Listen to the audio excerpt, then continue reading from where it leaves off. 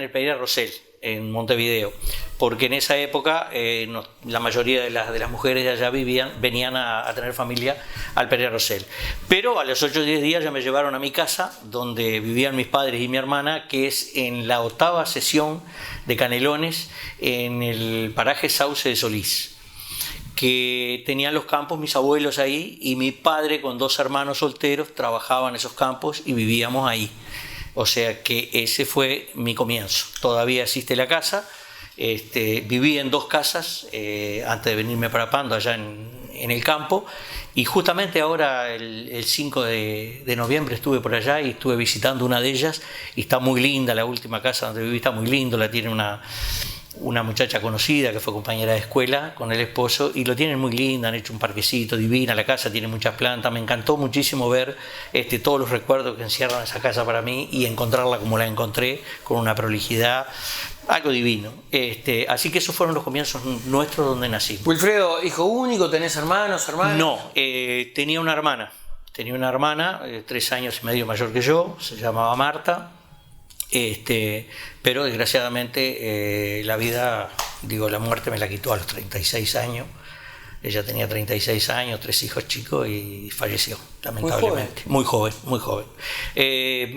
Mi historia familiar un poco, pasa por ahí. He llevado muchos golpes muy duros en la vida, y todo con mis familiares más allegados, que todos los perdí muy joven. A mi padre lo perdí con 47 años, cuando yo tenía 14. Hacía un año que nos habíamos mudado para acá, para Pando, porque vivíamos allá afuera en campaña, y mis padres querían que yo siguiera estudiando, que fuera al liceo. Entonces vendieron allá donde estábamos y compraron una casita en Pando y se vinieron para Pando a trabajar. Mi papá anduvo haciendo changas ahí, después consiguió trabajo en UTE. ¿Y toda la infancia la pasás en ese paraje rural? Exactamente. O sea, ¿te criaste en el campo? Hasta los 12 años me crié en el campo. ¿Cómo era? Fui a una escuela rural. ¿Cómo era ese campo? ¿Qué recordás? Ahí tenés. O sea, todo. De la escuela, ¿qué? Recuerdo todas esas cosas las recuerdo. Describime el lugar. Mira, el lugar es un campo de 212 cuadras, lo atraviesa el arroyo El Sauce, tiene unas lagunas hermosas, preciosas para pescar, un lugar divino, unos campos hermosos. La laguna la disfrutábamos, era la playa nuestra, y la disfrutábamos, algo fabuloso aquello. Y aguas muy limpias, porque era un arroyo que estaba permanente corriendo el agua. Y bueno, en ese campo... Pocos gurises para jugar, ¿no? Pocos gurises, pero tenía la suerte que tenía primos míos muy cerca. Tenía 5 primos que estaban allí no cerca como hablamos acá, que es cerquita, ¿no? Sí, allá estaban, el cerca allá eran 8 o 10 cuadras, 8 o 10 cuadras por lo menos. Pero teníamos. Y convivíamos con ellos, nos criamos juntos con ellos, con 5 primos, 2 mujeres y 3 varones. ¿Y por dónde pasaba la diversión ahí? Y la diversión en el campo, mira, mayormente nos ingeniábamos para disfrutar de la vida rural. La diversión nuestra era todo lo que se relacionaba al campo. Andar a caballo, ir a ayudar cuando iban a apartar ganado, porque había una parte del campo que se destinaba a la ganadería y se compraba ganado de invernada y después se engordaba y se vendía. Y yo me encantaban esas tareas de recorrer el campo, de andar llevando animales de un potrero a otro, de andar en las tareas rurales, de arar. Aprendí a arar a los 12 años, araba con un arado de carro, con 2 yuntas de bueyes. ¿Dónde está el secreto de arar? El secreto de arar, cuando arás con un arado de carro es muy simple, es muy sencillo, porque si es que está muy dura la tierra, el campo es bastante, o campo nuevo que vas a hacer algo, se necesitan 3 yuntas de bueyes, se necesitaban en aquel momento, para tirar un arado con 2 rejas, y lo único que tenés que hacer es bajar, cuando llegás a la punta donde empezás a arar, bajás una palanca y bajan las rejas, y ahí va arando. Incluso si hay que sembrar, va otra persona atrás sembrando. En el caso del maíz se sembraba a mano. Después tuvimos un adelanto que se ponía una máquina con un agujero abajo y una tapita que iba alargando el maíz con un engranaje. A medida que iba circulando el arado, iba alargando, cada tantos metros largaba una semilla de maíz o 2. Y bueno, y después cuando llegas a la punta tenés que levantar el arado para dar la vuelta y venir por el otro lado. Se va por un lado y se viene por el otro. ¿Todo eso lo hacías de chico? De chico lo hacía. Sembrar no, porque prácticamente tenía 12 años y lo único que aprendí ahí, es arar, si bien conocía todas las tareas, pero no tenía necesidad de hacerla, porque lo hacía mi padre y mi tío, porque trabajaban en conjunto. Y ¿A además, qué escuela rural fuiste? Fui a la escuela rural número 80. ¿Y cómo era esa escuela? ¿Existe todavía? Existe esa escuela y tiene un local nuevo, esa escuela de hace algunos años que hicieron un local nuevo. Esa escuela era conocida como la escuela de Cipriano Hernández, porque fue quien donó el terreno para hacer una escuela. Te estoy hablando de muchos años atrás. Yo cuando empecé a ir, la escuela estaba ahí.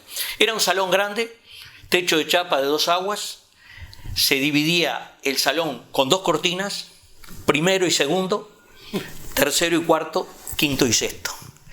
Una directora en la escuela y 3 maestras, una para cada clase, y una directora. Íbamos 70 alumnos a la escuela. La mayoría íbamos a caballo. Teníamos, las maestras, no sé, parece que tenían, o será que nosotros lo vemos ahora a través del tiempo, una dedicación especial, una forma especial de enseñar, con mucho compromiso, con mucha tranquilidad, con mucha paciencia. Se comía en la escuela, nos daban de comer, nos daban el almuerzo en la escuela. Se hacían manualidades, sacábamos tierra greda de unas barrancas que había y hacíamos la representación del éxodo oriental, hacíamos las carretas con los bueyes, los caballos, la gente a caballo, lo hacíamos con barro. En las fiestas de fin de curso hacíamos los títeres con un mate y lo forrábamos todo hacíamos engrudo y papel de diario picado y lo forrábamos y hacíamos los títeres, teníamos un marco donde hacíamos la fiesta de los títeres. Hubo una directora que era soltera, vivía en Montevideo ella, y iba a la escuela, un señor iba en un carro todos los lunes a buscarlas a las maestras al kilómetro 78 de la ruta 8 para llevarlas a la escuela porque era camino de tierra y había barro, no se podía, no es como ahora que está hecha de tosca, está bien la ruta. En aquel tiempo era todo de tierra, había barro, cuando llovía se hacían unas zanjas bárbaras de barro y había que cruzar el hombre venía a buscarlas, don Paulo García, con un carro con 2 caballos. Y las llevaba a las 3 maestras que iban allá. La directora generalmente, como era soltera y no tenía problema, no se venía para Montevideo. La mayoría de las veces se quedaba allá los fines de semana. Entonces el viernes después de las clases iba a la casa de un alumno. Se quedaba. Al otro día de mañana iba a la casa de otro alumno. Pasaba el mediodía, de tarde se iba a la casa de otro alumno a visitar. Y después, el sábado se quedaba en la casa de otra familia, y los domingos de tarde se venía para la escuela. Era maestra directora, era consejera matrimonial, enfermera, ayudaba en las tareas. Una referente barrial. Exactamente, era la referencia de todo el barrio allá, la maestra Olga Rodríguez Rearde. Llegás a Pando. Es muy fuerte asimilar ese choque cultural de estar ahí en esa, digamos, zona más bien tranquila, donde todos se conocen, a una ciudad hecha y derecha, porque en aquel entonces Pando ya era ciudad industrial, ¿no? Sí. Si me permitiste, te cuento algo más de la escuela, que también es otra cosa que me marcó mucho. Yo a los 11 años terminé la escuela, porque empecé con 5 años, a los 11 años terminé. Me querían mandar al liceo mis padres, pero el liceo quedaba a 10 kilómetros, Solís de Mataojo. Entonces tenía que ir a caballo al pueblo Solís de Mataojo y mi mamá tenía miedo porque decía que era muy chico, tenía que cruzar un arroyo, el arroyo el Solís chico que divide, el Solís grande que divide Canelones de la Valleja. Y si bien había un puente y eso, pero yo hacía una cortada y cruzaba por el arroyo porque me quedaba más cerca. Entonces mi madre no quería, y justo ese último año aparece en 6º año una maestra recién recibida de Montes, Marita Churi. Recién recibida la maestra aparece a la escuela y se hace cargo de 6º. Y ahí los padres que pretendían que fuéramos al liceo, habíamos 3 compañeros, 3 alumnos. 2 compañeros y yo, una compañera, un compañero y yo. Éramos 3. Hablan con ella y desinteresadamente se queda fuera de horario. Después de almorzar se quedaba a darnos clase a nosotros 3 para prepararnos para ingresar al liceo, porque al venir de una escuela rural a veces no estábamos tan preparados como para eso. Entonces esas cosas son las que con total un sentido de obligación de ella, de voluntarismo, exactamente, de colaborar, estrictamente de manera voluntaria. Puramente eso así. Y bueno, y comencé el liceo allá. Llegué a ir todos los días, a ir 10 kilómetros y volver 10 kilómetros a caballo. Pero en mayo del año 1965 mis padres compran la casa acá, se vende todas las pertenencias que teníamos de la labranza de la tierra y todo, porque éramos medianeros en el campo, no era de nosotros. Y ahí vinimos a vivir al barrio La Tuna, a Pando, muy cerquita al liceo. ¿Cómo era en realidad el barrio? había más gente. Yo te preguntaba, Sí. es un choque, ¿no? Porque venís de un lugar donde son 5 a una ciudad, ¿no? Claro. ¿Te costó adaptarte? Me costó muchísimo. El primer año del liceo me costó muchísimo. Y te digo más, yo siempre fui muy tímido y muy vergonzoso. Y me costó pila porque mis compañeros, te podés imaginar. Nombrame algunos de ¿Compañeros? Sí, ¿conservás todavía vínculos con algunos? Sí, ¿O algunas? Sí. ¿Quiénes? A ver. Mira, te voy a nombrar 2 compañeros. Uno es muy conocido, el otro quizás es fallecido ahora, que capaz que el otro muchacho capaz que no lo conozcan, pero te voy a dar alguna referencia. Ahí en ese primer año tuve una cantidad de compañeros que aún hoy recuerdo y con algunos tenemos algún vínculo y nos mensajeamos, nos mandamos o nos hablamos por teléfono o algo.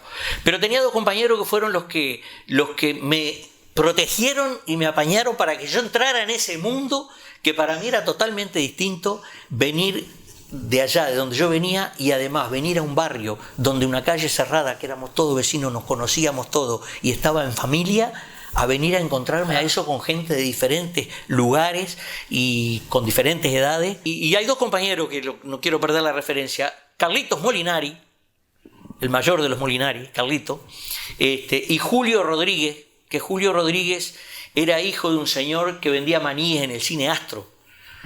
Don Julio Rodríguez, que tenía el cuadro de babifútbol Cerro, con la camiseta de Cerro, y el cuadro Cerro lo tenía él, el cuadro ese a pulmón lo mantenía, un cuadro que era del barrio La Tuna allá, y lo tuvo muchos años él. Y él vendía maníes, el padre. Y Julio se hizo muy compinche, mucho mío, y vivía en el barrio allá, en el barrio La Tuna. Él seguía para adelante de casa, y siempre me protegía, ¿viste? Hugo Céspedes, el famoso Huevo Céspedes, que conocido, una orquesta acá que vivió en Empalme Olmo muchos años. Ese fue otro compañero que también fue muy buen compañero y me acompañó mucho y me ayudó a entrar en ese ámbito que me costó. El primer año me costó muchísimo, tal es así que perdí el año y tuve que repetir, porque me costó. Pero después me fui haciendo y bueno, fui agarrando ritmo y conociendo otra cantidad de compañeros.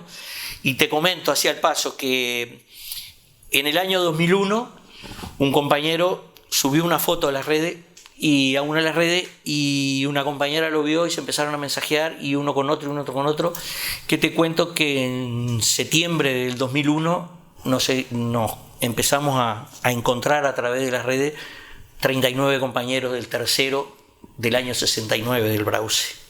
Y hoy tenemos un vínculo con ellos que todos los días de mañana nos mensajeamos, nos hablamos por teléfono, a ver cómo andamos, cómo estamos, si hay alguno que tiene algún problema, algo, nos ayudamos.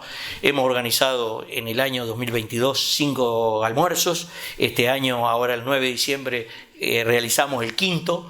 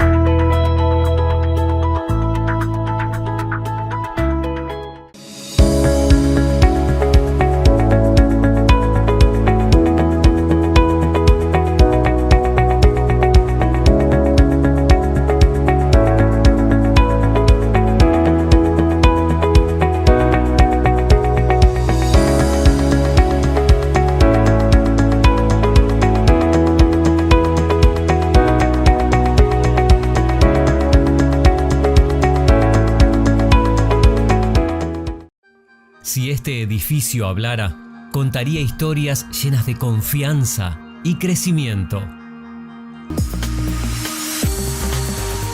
Renovamos nuestra imagen, la innovación, la mejora día a día, los nuevos retos y superarnos es lo que nos apasiona. Como símbolo de agradecimiento a los socios, emprendimos una gran remodelación edilicia en nuestra sede.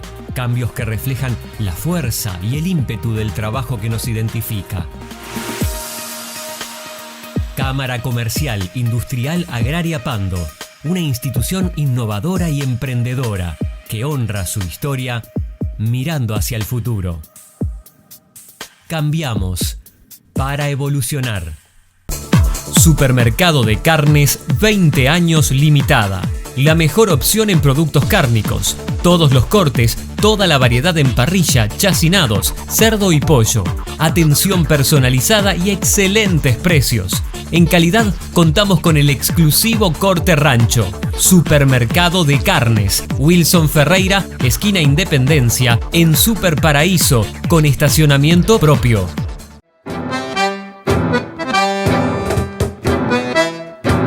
Era una época muy prolífera en materia de deporte, ¿no? Sí, o sea, sí. Y lo he hablado con un montón de invitados de vivencias o protagonistas de vivencias que me decían, mira, había una liga regional del Este con 20 clubes, había una A y una B inclusive, había cancha en todos lados, donde hoy hay un liceo hay una cancha, o una escuela había una cancha, de cuadro de fútbol lo mismo, que Churrinche, que esto, que el otro. El Churrinche, el Águila, Cerro, Ahí tenés. la Tuna.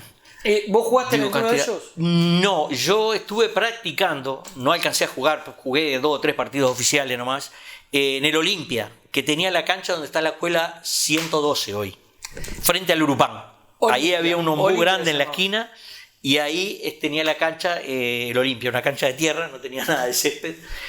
Y yo estuve practicando ahí, porque ¿qué pasa? Mi padre entra a trabajar a UTE y un compañero de mi padre de ahí de UTE, 2 compañeros en realidad, de León y Marcelo Estala, eran de la directiva del Olimpia, eran los colaboradores del Olimpia los que tenían el cuadro. Y estaba vinculado a Hospitaleche también, que dirigía también. Y ahí fui a practicar y bueno, hice unas cuantas prácticas y jugué 2 o 3 partidos ahí. Pero, como todo, después falleció mi padre y me cambió la vida. Digo, me cambió la vida porque yo a los 14 años salí a trabajar. Digo, o sea, hiciste hasta tercero, pero mientras la partida de tu viejo hizo que cambiara todo. Pero mientras yo hacía el liceo, falleció mi viejo cuando yo estaba en segundo del liceo, y ahí yo comencé a trabajar en las vacaciones. Comencé a trabajar en el almacén de Hospitaleche. Y cuando llegó la época de clase... ¿Dónde estaba ese almacén? El almacén de Hospitaleche estaba en Wilson Ferreira Aldunate, casi Pio Bene, donde ahora, pegado a la pollería, donde está la pollería de Mario ahí, de Mario Hernández, sí. Pegado, ese local pegado que hay ahí. Bueno, en ese local estaba el comercio Hospitaleche. ¿Y qué pasa? Que fallece mi padre, yo salgo a conseguir trabajo, porque mi madre tenía unas pequeñas problemas al corazón, era modista, y con lo de ella solo no alcanzaba para parar la boya. Entonces mi hermana consiguió trabajo en una textil en Camino Maldonado, ahí en el 28, y yo conseguí trabajo en el Hospitaleche. Cuando llegó la época de clase, le dije que bueno, que tenía que dejar porque quería ir al liceo, no quería abandonar, y mi madre no quería de ninguna manera que abandonara, y bueno, a raíz de eso le planteé a Hospitaleche que no podía venir más a trabajar, y me dijo, no, pero ¿y a qué hora vas al liceo? De mañana. Y bueno, vení de tarde a trabajar, no hay problema ninguno. Así fue que entré el 14 de enero del 67 y salí el 14 de enero del 74 del Hospitaleche. Tuve 7 años trabajando con él. Y en tercer año tuve que abandonar porque ya necesitaba incrementar el sueldo, ya empezaban los gastos míos, y tuve que abandonar el liceo en tercer año. ¿Fue duro fue brusco ese cambio? Sí, fue muy brusco. Fue muy brusco. Porque medio que pasás de ser joven a ser adulto responsable, ¿no? Claro, pasás a ser adulto responsable y sin tu padre. Digo que yo era muy compañero con mi padre. Entonces, fue algo muy duro. Además mi madre lo sufrió mucho, mi hermana también. Y bueno, y había que apechugar y había que salir adelante. Y en ese sentido yo fui muy responsable siempre, que es uno de los orgullos que tengo. Y además vino un tío mío, habían 2 tíos que me crié junto con ellos en la casa, junto con mi padre, que ellos eran solteros y vivían ahí. Y después cuando nosotros nos íbamos a venir para acá, ellos se fueron para Solís primero y se hicieron su vida allá en Solís todo. Y había uno que era muy pegado conmigo, era el que prácticamente andaba todo el día detrás mío, el otro detrás de mi hermana, y nos consentían en todo. Y ese tío vino cuando falleció mi padre después a decirme que yo tenía que dejar de trabajar y que tenía que estudiar, que él me pagaba todos los estudios. Él era encargado general en Costamar, en la fábrica de Solís de Mataojo. Una persona soltera, que estaba cómodo, que tenía sus ahorros, no tenía familia, él vivía con su hermano en una casa. Y yo no quise, le dije que no, que yo no podía aceptar porque todos mis primos tenían el mismo derecho a que él... y si pudieran tener los mismos beneficios que él me daba a mí Dice, no, pero yo se lo doy a usted porque tengo un afecto especial con usted y yo lo crié prácticamente en mis brazos. Digo, no, yo voy a trabajar y está. Y bueno, y abandoné. Podía haber seguido estudiando, pero abandoné. Y bueno, y pasó el tiempo y salí del Hospital Leche en el año 74 e ingresé a trabajar en Ipuse. ¿Cómo era trabajar en un almacén en aquel entonces? Te comento. Por ejemplo, en Pando estaba el almacén de Cecín. El Turco Cecín. El Turco Cecín. Estaba Manzanares. Estaba el supermercado Bonilla y el almacén de Hospital Leche. Eran los 4 comercios grandes que habían en Pando en aquel momento. Los 4 comercios grandes que habían eran eso. O sea, era un mostrador. Era un comercio largo, se trabajaba muy bien, laburábamos mucho, habíamos 3 empleados trabajando. Incluso venía Omar Hospital Leche, el hijo de Juana, a darnos una mano y a ayudar allí y a jorobar con nosotros más que nada. Y bueno, y se trabajaba mucho y había de todo lo que pidieras allí. Bebidas, comida, fiambre, yo qué sé, enlatados, dulces, mermelada, todo lo que eran los productos del hogar, todo lo que era Adria, porque para mejor se trabajaban todo marcas buenas, porque como eran los 4 comercios más grandes, traían la mayoría de las marcas de primer nivel, traían ahí. Yo me acuerdo que venían los camiones de Adria y bajaban 10, 12 cajones de esos inmensos llenos de fideo, venían 2 veces en el mes. Y los del hogar, por ejemplo, las mermeladas del hogar, con Aprole se vendían 130, 140 litros de leche por día con los cajones aquellos de hierro, con las botellas de boca ancha. Y venían los muchachos aquellos con los guantes, con 2 casilleros en cada mano, un brazo tenían, que sabes lo que eran los repartidores. Las bebidas, el Salus en cajón, el agua Salus en cajones de madera, las botellas de vidrio en cajones de madera. Había que andar bajando los cajones a hombro, todo, para entrarlos para el fondo del comercio, porque había que pasar todo por el centro del comercio y llegar al fondo al depósito, a llevarlo. Era la única entrada que tenía el comercio. Y después, yo qué sé, la famosa Limol, el refresco, venían cajoncitos de 6 botellas de vidrio, una botella verde con un grabado amarillo, afuera, todas las letras y todo grabado en amarillo, todo. Y seguramente habían 2 o 3 clientes de eso que ya los tenías fichados, ¿no? Sí. Dame anécdota de cómo. Muchas anécdotas. Mira, te doy una anécdota de la Limol, por ejemplo. Enfrente vivían unas señoras mayores, Barnech, ¿está? Vivían pegados a los Molinari. Ellas eran tías de los Molinari. Y ellas pedían todas las semanas un cajoncito de Limol y había que llevárselo a la casa. Entonces yo la primera vez que se lo llevaba, tomé un casillero del depósito, fui y se lo llevé. Llego a la casa, se lo dejé, estaba fenómeno. Me vine, cobré y me vine. Crucé al almacén, está. A la segunda vez que voy a llevarle, me agarran el cajón, me dan el vacío y me revisan las botellas. Y me dice, no, Wilfredo, dice, pero cambiame estas botellas, porque habían algunas que se había gastado todo lo amarillo de afuera, la etiqueta amarilla. No era una etiqueta de papel, era pintado en la botella, era pintura que tenía. Y con el roce en el cajón se salía esa pintura, y ellas decían que la que no tenía esa pintura, que era más fea, que no tenía el mismo sabor que la otra, tenía que cambiársela. Después, en el barrio teníamos toda una cantidad de gente conocida. En el barrio, como lógico, nos conocíamos todos. Y llegaba la tardecita, habían 2 cortinas, una cortina metálica en la ventana y otra en la puerta. Cuando oían que bajábamos la persiana, de la ventana y enseguida la de la puerta para cerrar e irnos, aparecían los vecinos a comprar. A última hora, y nosotros nos daba una bronca, a última hora, llegar, tienen todo el día y vienen a última hora. ¿Sabés lo que estamos por hacer con un compañero, un gran amigo que hice amistad con él en aquel momento y ahora... El 3 de noviembre hizo un año que falleció, Mario Bonifacio. Optamos por media hora antes de cerrar, bajábamos la cortina de la ventana y le hacíamos bastante ruido. Entonces la gente venía corriendo a comprar allí. Claro. Y bueno, y un montón de anécdotas así en el almacén, un montón de cosas, un montón de gente conocida que conocía acampando, gente mayor, que a mí siempre me gustó hablar mucho, conocer sobre la historia, conocer sobre los antepasados, sobre la gente que vivió. ¿Llegas la gente a Ipusa? Yo entré en el año 74 y a mí me despidieron en el 98 de Ipusa. O sea que entraste cuando Ipusa era genuinamente uruguaya. Uruguaya, totalmente uruguaya.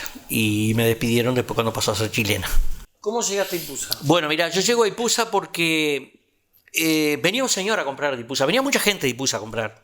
Y venía un señor todos los días a comprar entre las 10 y las 10 y media. Un señor morocho de lente en un auto, en un Power Clid, un auto gris. ¿Un Colachata? Creo que era un tipo Chevrolet, así de eso. Power Clip. Y ese señor venía a comprar todos los días y venía apurado. Porque, ¿qué pasa? Después, con el tiempo, y cuando ingresé a IPUSA me enteré por qué.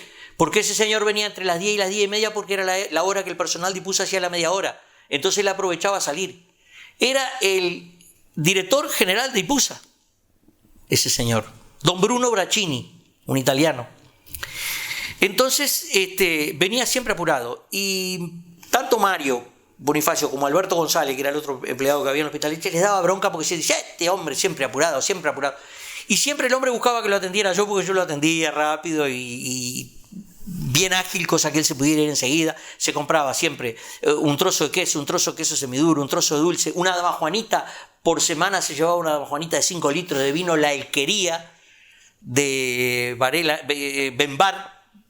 Varela hermano, de ahí de Sosadía, que nos traían el vino, y él se llevaba una dama Juanita de 5 litros. Y yo lo ayudaba, le llevaba la dama Juana al auto y lo atendía bien, siempre está. Entonces hubo una relación con él ahí. Cuando yo decido que me voy del Hospitaletxe, hablo con este hombre y le digo, don Bruno, dígame una cosa, me quiero ir, quiero progresar, acá ya llegué a un techo, quiero progresar, y me gustaría, si tuviera una oportunidad, y no hay posibilidad en IPUSA. Me enteré que usted es directivo de IPUSA. Sí, yo trabajo en IPUSA. Dice, bueno, ¿y qué te pasó? Nada, digo que ya cumplí mi ciclo, ya trabajé 7 años acá. Digo, y ahora es un trabajo muy esclavo, todos los días, mucho horario, el salario no es muy bueno, digo, hasta ahora la llevé, pero tengo otras necesidades. Entonces me dice, bueno, dice, andate mañana entre las 9 y las 11 de la mañana, habla con Oscar Raimundo, el encargado de la oficina, dice, y decirle que te llene un currículum con tus datos, dejale todos los datos allá, dice, y después nos vamos a comunicar contigo. Al otro día fui, le dejé todos los datos a Raimundo. Al otro día de mañana amaneció lloviendo y yo estaba allá en casa y cerca del mediodía apareció un camión IPUSA, un camión Chevrolet viejo, aquello con la trompa ñata adelante, así una trompa grandota, con la inscripción de IPUSA en las puertas, Piangelúa, que era el que manejaba el camión. Entonces va a Piangelúa y golpea las manos, algo, ¿qué pasó? Dice, Wilfredo Ambrosio, sí, soy yo. Dice don Bruno Braccini que vaya por allá. ¿Cuándo? Ahora. Que vaya por la fábrica que tiene que hablar con usted. Bueno, agarré la bicicleta y me embarqué para allá. Llego allá, me atendió el muchacho de la oficina, Raimundo, y dice, sí, Braccini quiere hablar contigo. Pasa. Me hizo pasar a una oficina allí. Buenos días. Bueno, dice, ¿sabés que te vamos a dar trabajo por 3 meses? Es un trabajo a prueba, te vamos a tomar por 3 meses. Si cumplís, venís todos los días, el trabajo no te va a matar, no es para matarse. Pero si cumplís, venís todos los días.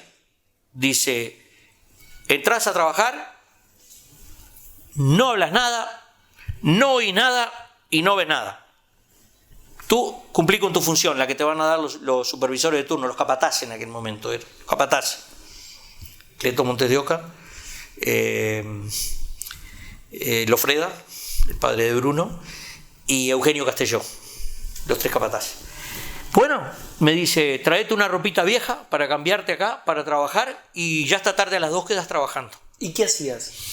Ingresé para barrer en la bobinadora que se llamaba, que era donde se rebobinaba el papel que salía de la continua, se rebobinaba ahí y salía unos orillos del papel, un refile que se sacaba, y había que juntar todo ese refile con un palito, meterlo en un carro y llevarlo a moler de vuelta y mantener la sesión limpia todavía, barrer y hacer todo eso.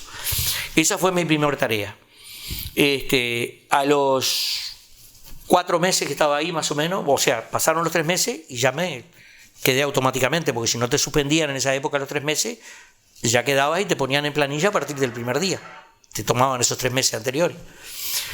Bueno, me pusieron en planilla como peón y yo siempre tratando de aprender y mirando, y me gustaban las máquinas y novelería, todo, todo nuevo para mí. Y había una sesión que se llamaba pasta mecánica, que se traía el pino, y IPUSA tenía una estancia en las sierras con plantaciones de pino.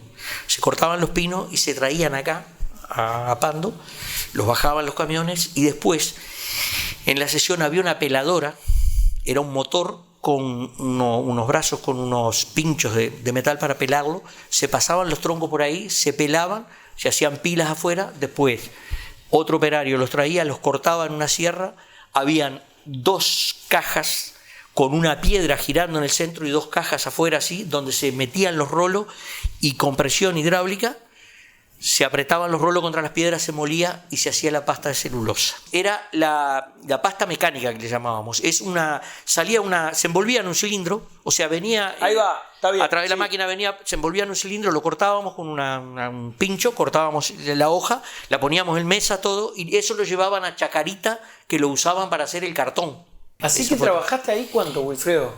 Trabajé 24 años y medio. Una vida. De una vida, exactamente, porque me echaron a los 48 años. Así que fue media vida que dejé ahí adentro de Ipúsa, cuando en el momento que me echaron era media vida mía. ¿Y estabas como operario? ¿Qué estabas haciendo?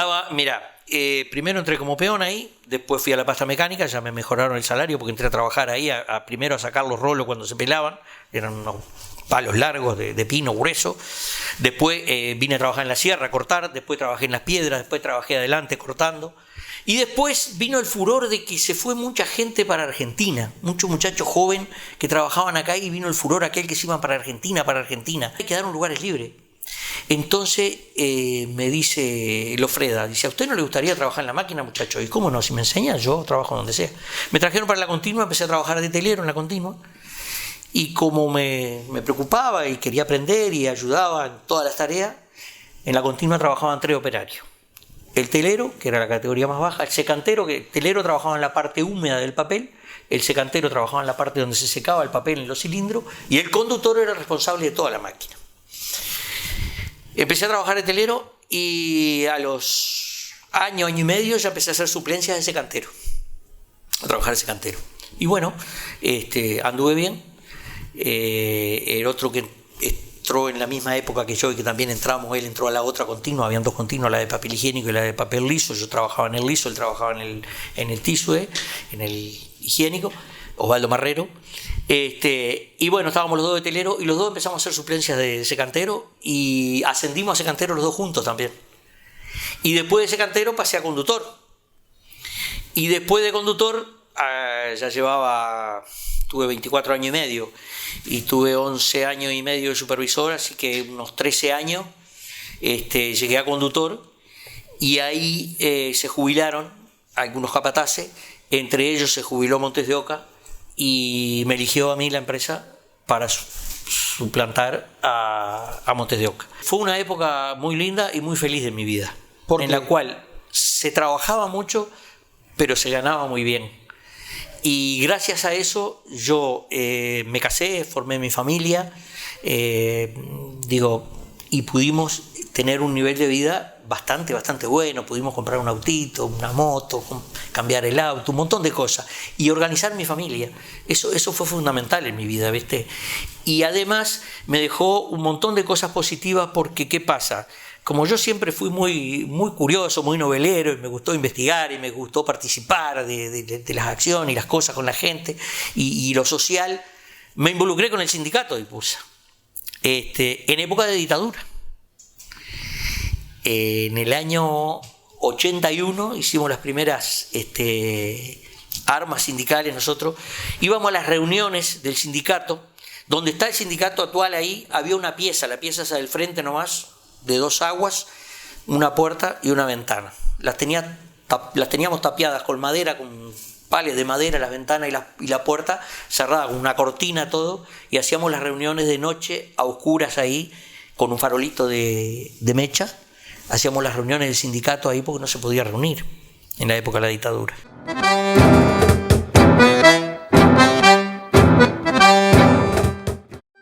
Si este edificio hablara, contaría historias llenas de confianza y crecimiento. Renovamos nuestra imagen. La innovación, la mejora día a día, los nuevos retos y superarnos es lo que nos apasiona. Como símbolo de agradecimiento a los socios, emprendimos una gran remodelación edilicia en nuestra sede. Cambios que reflejan la fuerza y el ímpetu del trabajo que nos identifica.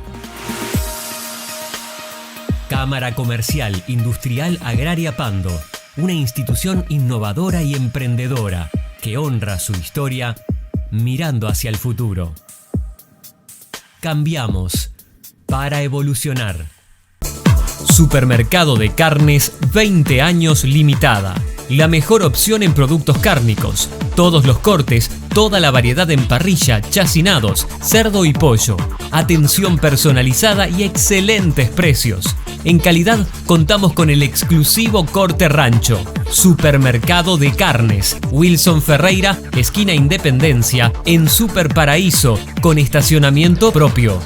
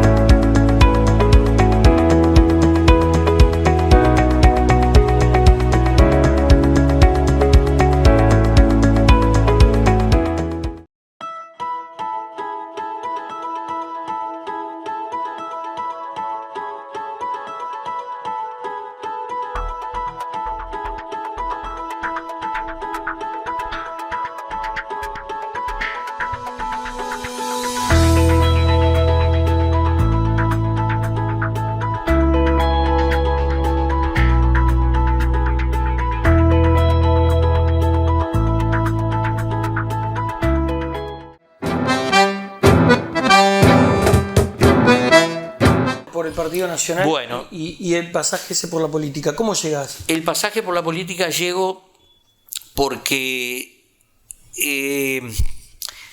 cuando fallece mi padre quedó tramitando todo el tema de la pensión de mi padre, porque mi padre falleció muy joven y no tenía jubilación. Entonces empieza a tramitar la jubilación. Y en aquella época, si no tenías algún palenque donde acercarte, no había forma, los trámites demoraban. Y me acuerdo que mi madre pasó un año y no le salía la pensión, y la necesitábamos, porque la necesitábamos para comer.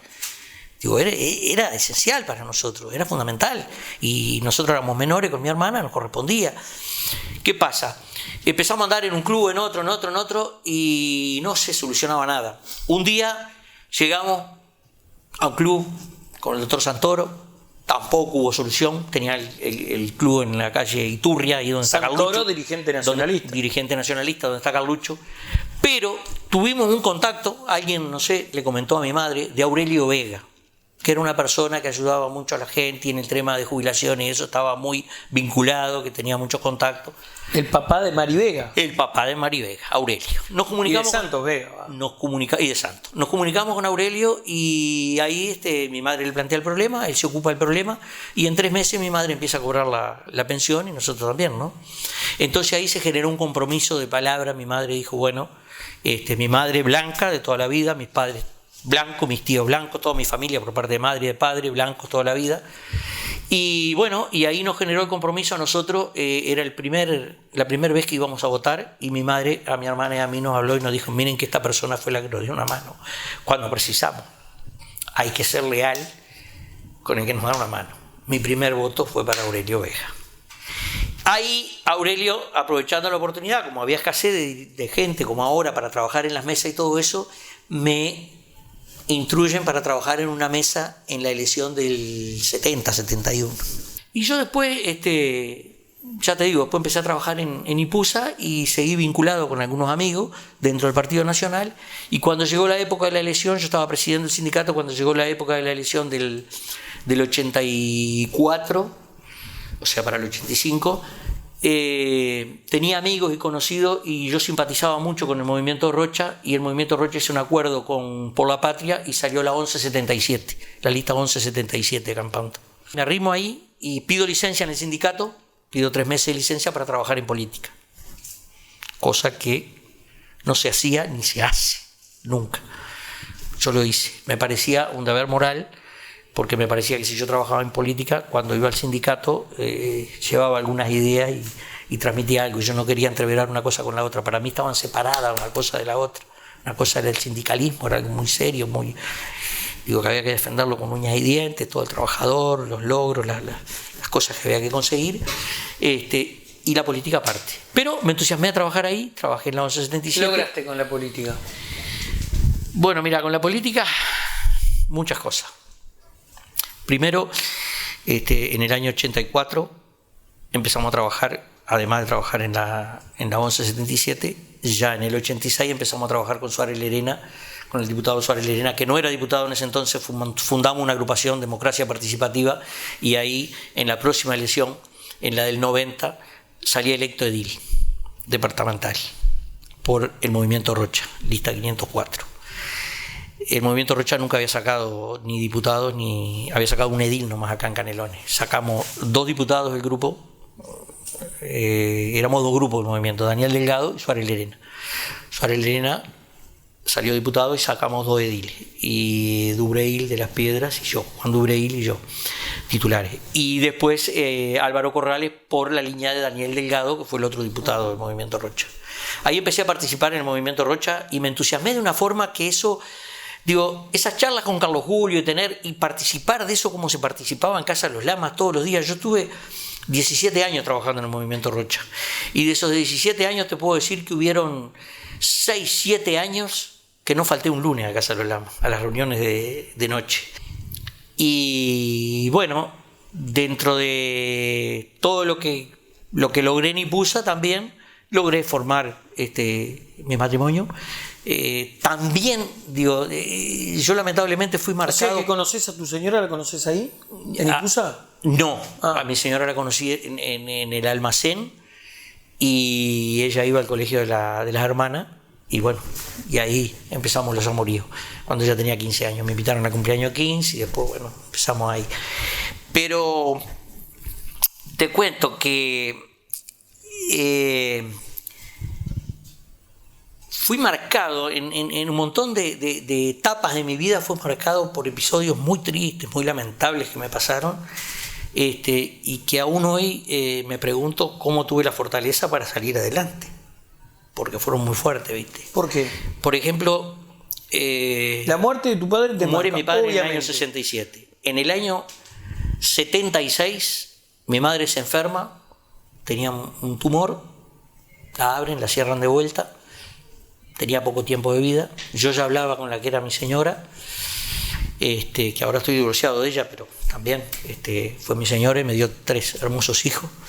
Y nos anotamos, hablamos con el padre Moreno, que nos hicieron lugar en la iglesia para casarnos, y hablamos en el juzgado. Y nos dieron para casarnos el 14 de octubre del año 76. El 14 de octubre del año 76, a las 7 menos cuarto de la mañana, fallece mi madre. Entonces, ya nos trastocó todo: suspensión de casamiento, postergación, mi vida en mi casa, un infierno. Yo no podía entrar a mi casa, la veía en todos lados, la sentía por todos lados.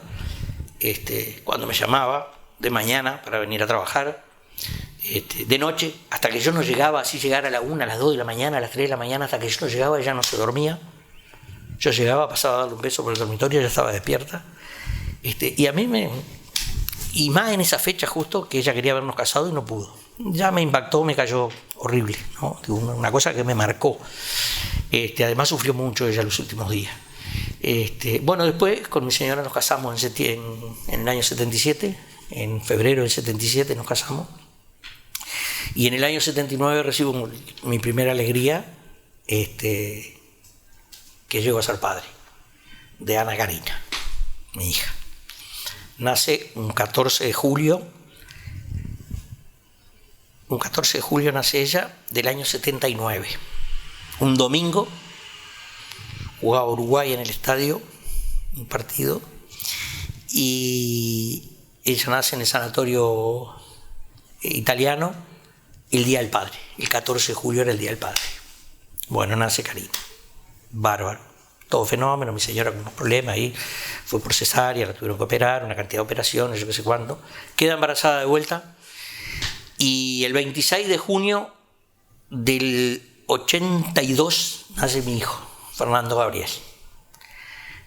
Bueno, mi señora otra vez cesárea, apareció un tumor de esmoide en los tejidos, le cerraba, le aparecían de vuelta los tejidos, eso, se le formaban como unos nudos, ahí sufría, bueno, una cantidad de operaciones, como 30 operaciones, hasta que al final, bueno, por suerte quedó bien, En el año 86 queda embarazada de vuelta y nace Raúl Darío, mi hijo más chico, el que vive con mi señora ahora allí en la calle José Pedro Varela.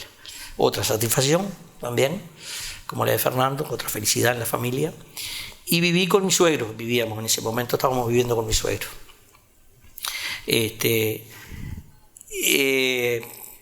Fueron momentos muy lindos porque compartía el trabajo en la fábrica, compartía la política, las tareas de edil departamental, me lo tomé muy a pecho, cumplí con todo lo que pude al máximo, de todo lo que tenía que hacer, de mis tareas como edil, lo cumplí, dejé una cantidad de amigos allá en la Junta Departamental, en Canelones, diferentes lugares, lo mismo en la fábrica, lo mismo, todos los lugares donde trabajé, son las cosas que te van quedando, pero digo, la vida tiene reveses. Digo, tiene momentos felices, momentos lindos y tiene reveses. Y el 21 de junio del año 2005, mi hija trabajaba en el peaje de Soca y venía en moto de trabajar a las 6 de la mañana, tuvo un accidente, pisó una banda esa que se desprenden de los camiones, se fue para afuera de la carretera y se dio la cabeza contra un pilar y falleció allí, con 26 años. Digo, no te puedo describir lo que es eso porque fue algo terrible. Digo, algo que no lo superas nunca y que vas conviviendo con eso porque hay 2 hijos más y hay más compromisos, digo, que uno tiene asumidos como padre y hay que cumplir y hay que seguir adelante. En la vida estamos justamente para eso, para tener momentos de felicidad y tener momentos de los otros. Y bueno, y ahí hemos seguido transcurrir nuestra vida. Después me separé, en el año 96 nos separamos, y bueno, y después conocí a mi actual compañera, y muy blanca y muy militante en política también. Me acompañó mucho me acompaña en toda la actividad política, en lo que puede, me acompaña en todo. Hay algo interesante que lo dijiste un par de veces, y es la vida continúa y lo mucho que te ha marcado a vos algunas pérdidas. ¿Cómo se hace para pararse frente a eso? ¿Qué querés que te diga, Renzo? Ni yo mismo sé cómo se hace, porque lo de mi hija para mí, los primeros meses, la cabeza no era la cabeza mía. Yo no podía pensar en nada, no podía organizar nada. Yo tenía el almacén, cuando yo estaba trabajando en el almacén, estuve una semana cerrado. Un almacén que todo el mundo conoce, que estaba sobre Avenida España. El almacén El Clon sobre Avenida España, que estuve 21 años y medio. Yo diría casi una parte de la historia quedó ahí, ¿no? Exactamente. Es un mojón, fue el almacén de referencia ahí en ese barrio. Y bueno, yo estaba ahí y todos los días me tenía que levantar a abrir, estuve una semana cerrado. Y después empecé y cuando salí a la calle, vos sabés que no conocía nada, no conocía las calles, las casas, no encontraba nada. Parecía que no estaba viviendo acá yo, que estaba en otro mundo, ¿viste? No encontraba nada de qué agarrarme, de qué. Y bueno, y tuve que seguir trabajando.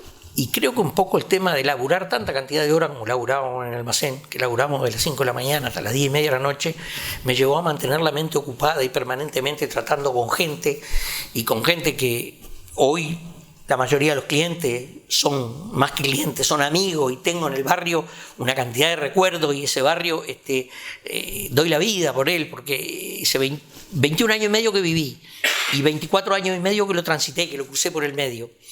Entonces, ¿qué pasa? Después de vivir ahí, conocer la gente y tener... parece que eso me fue suavizando y parece que me ayudó un poco a eso. Pero mirá que eso no te lo sacás más. Es una cosa que no te podés olvidar, pero además hay algunas fechas claves que el puñal se te revuelve adentro. Entonces es muy difícil, eso es muy difícil de superar.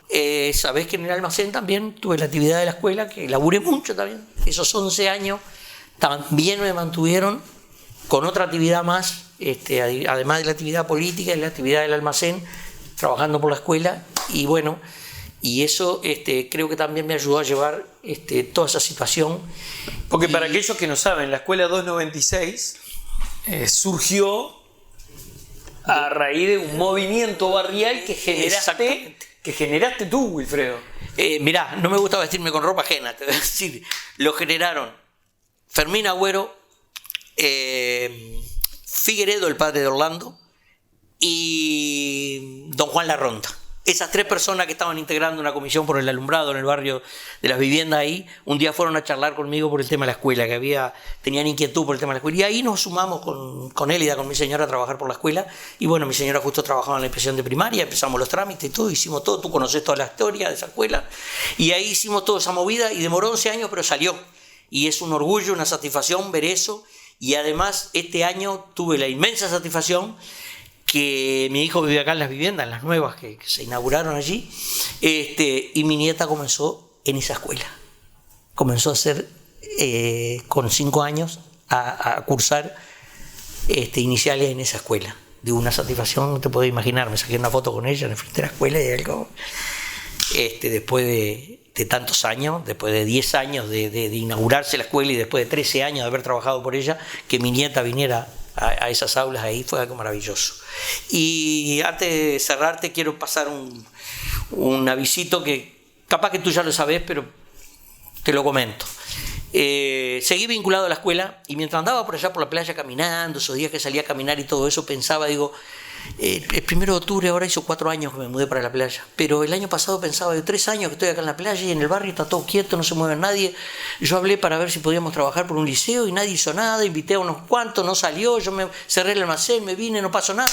¿Qué pasa con el barrio? Yo lo quiero, el barrio tiene que tener mejoras, tiene que tener... Vengo a la escuela 296 a entregar un trabajo, porque armé un trabajo en nombre de la comisión, de cómo fue que se armó la comisión, todo lo que trabajamos por la escuela. Digo que no fue una escuela que cayó del cielo, sino que hubo un montón de gente que trabajó y le llevó mucho tiempo. Entonces hice un pequeño raconto de todo eso y se los traje en un boletín a la escuela para entregárselo en fin de año. La maestra me dijo, bueno, eso lo presentamos en fin de año, en la fiesta de fin de curso, sensacional, dice, porque mire, no tenemos nada en la escuela de eso, así que es sensacional. Bueno, bárbaro. Y me dice la maestra Claudia Cáceres y la secretaria Verónica Díaz, me dice, Wilfredo, ponete a trabajar por un liceo, precisamos un liceo en el barrio. Dice, ponete a trabajar por un liceo. Digo, ¿te parece? Digo, yo ya tengo 71 años y ponerme a trabajar por un liceo a esta altura. Dice, vos estás bien, estás impecable, dice, estás clarito, tenés contactos, tenés ascendencia con la gente, ¿por qué no te pones? Ponete a trabajar. Bueno, miren, no le digo ni que sí ni que no, déjenme hacer algunos contactos. Hice un contacto con la directora de secundaria, con la licenciada Jennifer Cherro, y le dije, mire, ando en esto y en esto. Ambrosio, si usted se siente con ganas, tiene voluntad y fuerza para armar una comisión, arme una comisión, póngase a trabajar, e ingrese el expediente en secundaria, yo le doy para adelante todo lo que esté a mi alcance, acá le damos para adelante. El trámite va a salir lo más rápido posible, quédese tranquilo, que a ver si usted lo puede ver en el liceo. Digo, me gustaría. Dice, bueno, está. Bueno, le dije a la directora y el 15 de diciembre, en la fiesta de fin de curso, anuncié de que teníamos la idea de que si la gente nos acompañaba, íbamos a recoger firmas ese día de los padres para solicitar la secundaria para ver si iniciábamos un liceo. Pero no cualquier liceo, un liceo de tiempo completo, María Espínola. Liceo de tiempo extendido. Para cerrar, ¿dónde es el lugar? Bueno, el lugar es lo que andamos buscando, es difícil, porque hay muy poquitos terrenos grandes acá en la zona para hacerlo. Pero nosotros tenemos la ilusión del terreno ese que está pegado a la iglesia allí en Avenida España, donde era la cancha Atlanta.